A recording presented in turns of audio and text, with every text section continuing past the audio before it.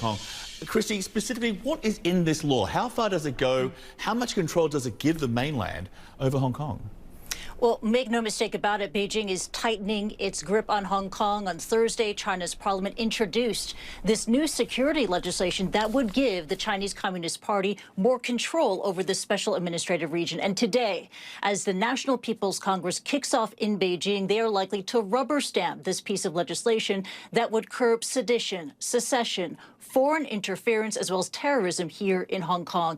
How are Chinese government officials rationalizing the move? Well, we do have a statement from a spokesperson of the National People's Congress. We'll bring it up for you. This is according to Zhang Yesui, and he said this, quote, "In light of new circumstances and needs, the National People's Congress is exercising the power enshrined in the Constitution to establish and improve at the state level a legal framework and enforcement mechanism for safeguarding national security in Hong Kong as to uphold and improve institutional framework of one country, two systems. This is highly necessary," unquote.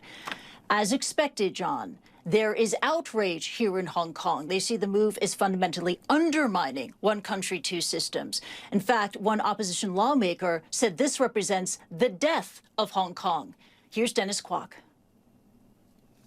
I just want to say to the international community that this is the end of Hong Kong. This is the end of one country, two systems. Make no mistake about it, that Beijing, the Central People's Government, has completely breached its promise to the Hong Kong people, a promise that was enshrined in the Sino-British Joint Declaration and the Basic Law.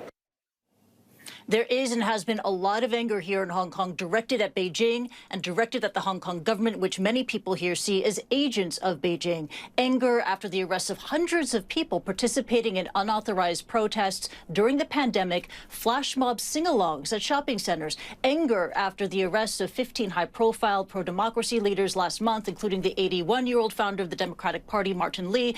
And anger over the controversial national anthem legislation, which is due up for debate in the Legislative Council next week. And if passed, it could make it a crime punishable with jail time to mock China's national anthem.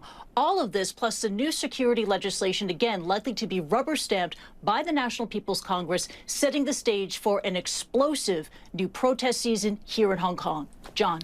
Okay, specifically, though, what does this new law mean for everyday life for people living in Hong Kong? How will their lives be changed? I mean, will this law be implemented by Hong Kong security forces, by the local legislature there? I mean, they'll be bypassed in the entire process, it seems. So what does it mean if you live in Hong Kong? What changes once this law takes effect? John, this is what everyone here in Hong Kong has been discussing this day and trying to get our heads around this. We know, in general, abstract terms, it means the end of Hong Kong, one country, two systems. 2047, which was the date Hong Kong was intended to be handed over to Beijing, is and will be already here when this legislation passes. But in concrete terms, what is it going to mean for businesses? What is it going to mean for journalists? What is it going to mean for dissidents, activists, for educators, or for the 7 million plus people who call Hong Kong home, who use Google, who use YouTube? What does it mean for their lives and our lives? That remains an open question until after this legislation is rubber stamped, it's passed, and comes into fruition. John. Yeah, Kristie, thank you. Kristie Lu Stout for us in Hong Kong. I want to stay with this story.